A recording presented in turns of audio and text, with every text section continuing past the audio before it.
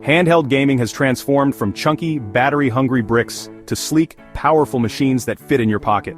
These devices didn't just improve graphics, they changed culture, built communities, and created lasting memories. Whether you played on the bus, in the car, or under the covers, handhelds brought entire worlds to your fingertips. Today, we're counting down the top 10 handheld video game consoles of all time. We'll explore what made each device special, from hardware quirks to iconic games and their cultural impact. This isn't just a list, it's a celebration of the innovation that put gaming in our hands. Let's dive in, starting with a true legend. Number 10 is the Nintendo Game Boy, the handheld that started it all. Launched in 1989, it was chunky, gray, and had a greenish screen, but it was revolutionary. For the first time, you could play real cartridge-based games anywhere. Its durability was legendary. You could drop it, toss it in a bag, and it would keep working. The real game changer? Battery life. While others drained in hours, the Game Boy ran for up to 20 hours on 4 AA batteries. Bundling Tetris was genius. It was simple, addictive, and sold millions of consoles. The Game Boy became a cultural icon, connecting people with the link cable and launching franchises like Pokémon. Over 118 million units sold, including the Pocket and Color revisions. It wasn't about power, it was about accessibility, affordability, and unforgettable games. The Game Boy set the standard for portable gaming and made Nintendo a handheld powerhouse. Its legacy is monumental, proving that great games and smart design matter more than specs. The Game Boy changed gaming forever, that's why it's on this list. Number 9 is Sega's Game Gear, the Game Boy's first real rival. Released in 1990, it wowed with a full-color, backlit screen. Sonic in color was mind-blowing. The design was sleek and powerful, basically a portable master system. It even had a TV tuner accessory, letting you watch TV on the go. But all that power came at a cost: battery life. 6 AAs lasted just a few hours. The Game Gear's library had some Sega classics, but couldn't match the Game Boy's sheer volume or third-party support. It was a battle of specs versus practicality, and practicality won.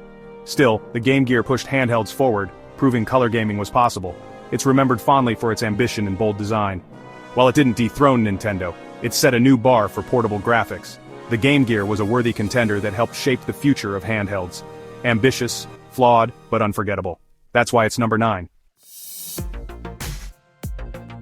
At number 8, the Atari Lynx, a technical marvel ahead of its time. Released in 1989, it was the first handheld with a color LCD and a powerful 16-bit processor. Its ambidextrous design let lefties flip the console, a rare inclusive touch. The Lynx delivered arcade-quality games with hardware scaling and sprite rotation, but it was huge, expensive, and devoured 6 AA batteries in just a few hours. Atari's weak marketing and lack of killer franchises hurt its chances. Despite its power, the Lynx couldn't compete with the Game Boy's affordability and battery life. It's a classic what if in gaming: brilliant hardware, but the wrong market fit. The Lynx is a cult favorite, remembered for its innovation and boldness. It showed what handhelds could be even if the world wasn't ready. Ambitious, misunderstood, and a true pioneer. That's the Atari Lynx. Number 7 is the Neo Geo Pocket Color, a cult classic for hardcore fans. Released in 1999 by SNK, it brought arcade-quality fighting games to your pocket. Its unique micro-switch thumbstick was perfect for precise fighting game inputs. The screen was sharp and vibrant, and the battery life was legendary, up to 40 hours on 2 AAs. The library was small but packed with SNK hits and charming chibi-style graphics. Despite critical acclaim, it had a short Western lifespan due to SNK's financial troubles and Pokémon's dominance. Its scarcity only added to its mystique. For those who owned one, it was a handheld masterpiece. The NGPC is a hidden gem: brilliant design, amazing controls, and a passionate fanbase. It's a legend among handhelds even if it never went mainstream. That's why it's on this list. Number 6 is the Sony PlayStation Portable, the PSP. Launched in 2004, it felt like the future. A sleek, widescreen device that played games, movies, music, and more. The PSP delivered near PS2 graphics on the go, with epic titles like God of War and Metal Gear Solid. It was a true multimedia machine, letting you watch movies and listen to music anywhere. The UMD format was unique but noisy and a battery drain. The single analog nub was divisive, but the performance was unmatched for its time. Battery life lagged behind Nintendo, but the power was worth it for many. The PSP sold over 80 million units, appealing to a more mature audience and fostering a huge homebrew scene. It proved there was a market for premium, high-performance handhelds. The PSP set the stage for portable entertainment and influenced the rise of smartphones. Sony became a true handheld contender with the PSP, a multimedia powerhouse that changed the game. Number 5 is the Nintendo DS, the best-selling handheld ever. Released in 2004, its dual screens and touchscreen stylus seemed odd at first, but changed everything. The DS made gaming accessible to everyone, from kids to seniors with intuitive touch controls. Games like Nintendogs, Brain Age, and Zelda Phantom Hourglass redefined how we play. Its massive, diverse library had something for everyone: RPGs, puzzles, platformers, and more. Backward compatibility with Game Boy Advance games gave it an unbeatable lineup. Over 154 million units sold, breaking down barriers and creating new gamers worldwide. The DS proved innovation beats raw power, and touch controls became a new standard. It's a cultural phenomenon that changed gaming forever. The DS didn't just sell games, it created gamers. That's why it's a legend. Number 4 is the PlayStation Vita, Sony's most beautiful and underrated handheld. Released in 2011, it boasted a stunning OLED screen and true console controls with dual analog sticks.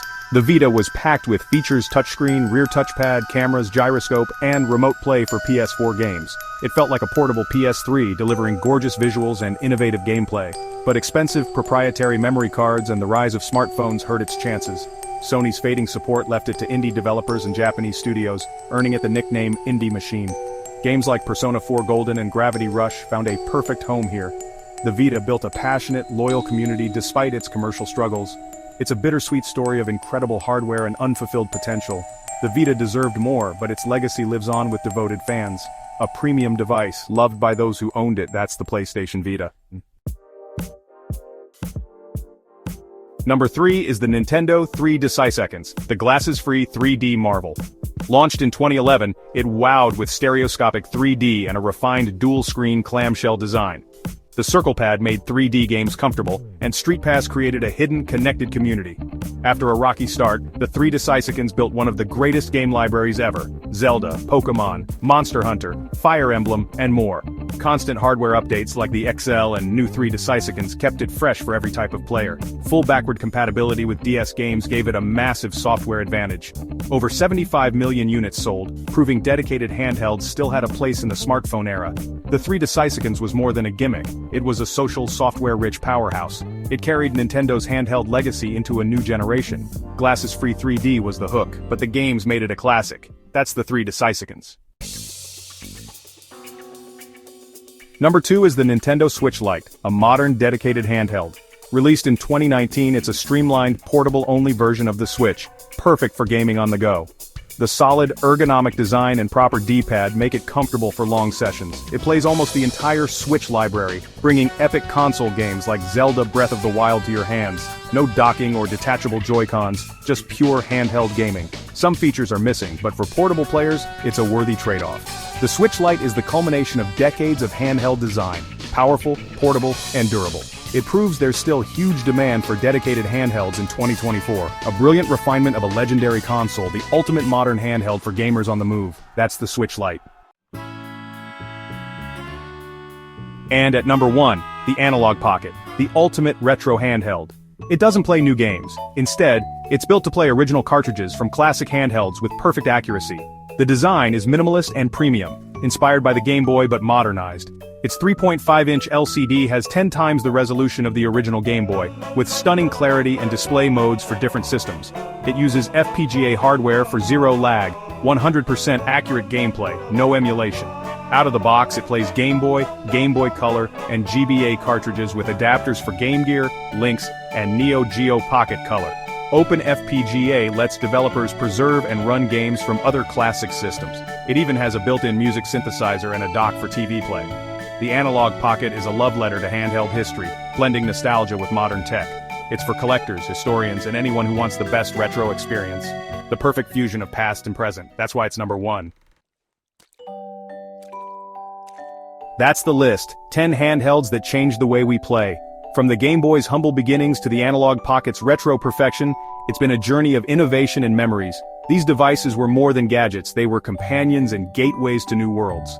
But this is just my list. What's your number 1 handheld? Share your memories in the comments. If you enjoyed this, hit like and subscribe for more gaming history and reviews. Thanks for watching and taking this nostalgic trip with me. See you in the next one.